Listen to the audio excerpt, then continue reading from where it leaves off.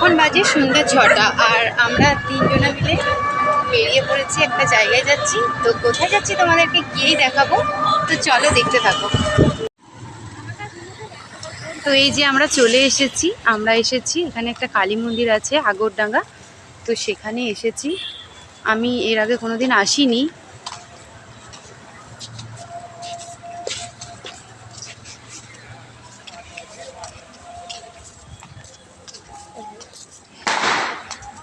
মানে ভাবো আমি পানাগড়েই থাকি, কিন্তু পানাগড়ে থেকেও এই মন্দিরে কোনোদিন আসিনি। আর আমার শ্বশুরবাড়ি বলো বাপের বাড়ি বলো কাছেই, মানে সামনেই মন্দির।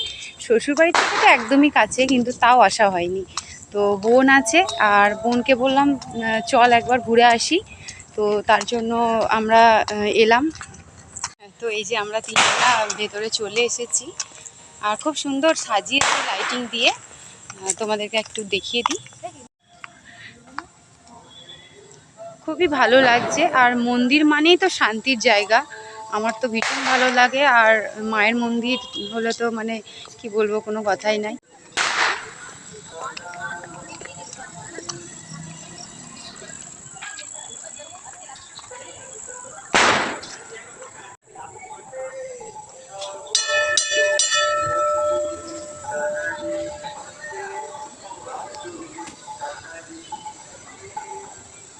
তো এই হচ্ছে আমাদের মা, আর মাকে এখানে ভোগ দেওয়া হবে, তারই ব্যবস্থা করছে এখন। সকলে একটু প্রণাম করে নিও।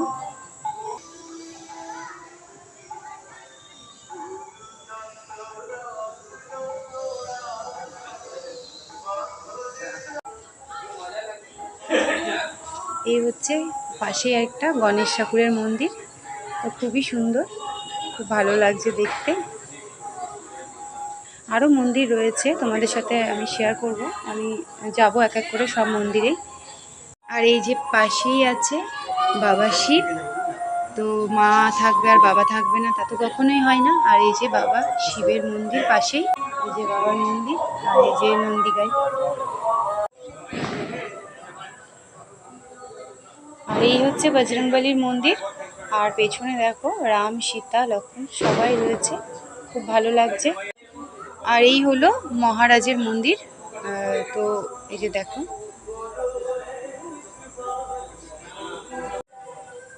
তোরা কি করছিস রে? ওরা দুজনা বসে আছে এখানে, চলে এসেছে। তুই এত জায়গা থাকতে তুই মিমির কোলে উঠে বসে আছিস। আর এই যে এই জায়গাটায় বোধহয় খাওয়ানো হয়, আমি ঠিক জানি না, হয়তো যখন মানে খিচুড়ি টিচুড়ি খাওয়ানো হয়, ভোগ খাওয়ানো হয়, তখন হয়তো এই জায়গাটায় খাওয়ানো হয়। আমি কোনোদিন আসিনি এর আগে, তাই বলতে পারছি না। জায়গাটা অনেকটাই বড়। ওই যে ওইদিকে চেয়ার টেবিল রাখা আছে, আর এটা গেট।